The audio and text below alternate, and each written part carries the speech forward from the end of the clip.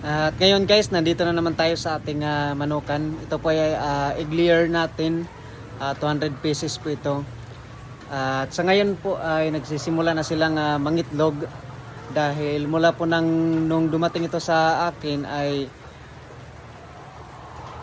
isang buwan na po. Mag-iisang buwan na ngayon. Almost 4 weeks na po mula nung dumating sila sa akin. Kaya ngayon nagsisimula na po silang mangitlog. Ito na po sila, kung makikita ninyo ay mayroon na pong itlog. Dahil mula po ng pagka-deliver nito mula sa supplier ay 16 weeks po ito. At abutan po ito ng 4 na linggo muna or kahit 3 linggo nagsisimula na silang mangitlog kapag nasa sayo na. Kaya kailangan mo lang alagaan para mabilis mangitlog yung mga layer natin. So itong ginagawa natin ay pinapakain po natin. Ang pagpakain po natin ay umaga at saka hapon lang.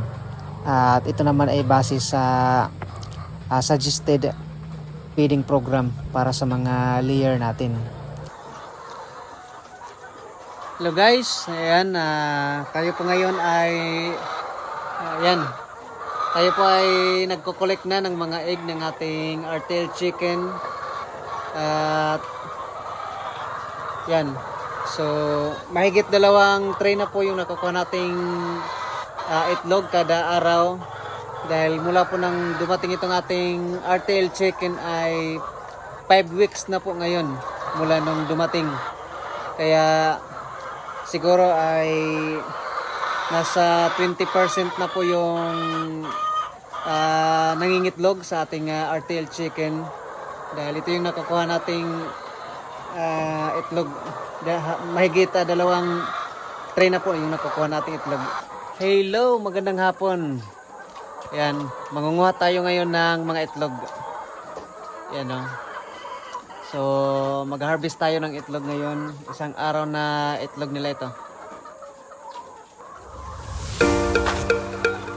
Yung ganitong klaseng negosyo po ay napaka-solid at hindi siya masyadong matrabaho.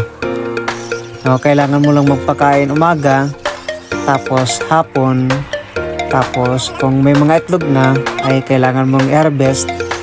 Tapos yung paglilinis ng kanilang mga dumi ay once a week lang naman. Kaya para sa akin mas solid ang ganitong negosyo.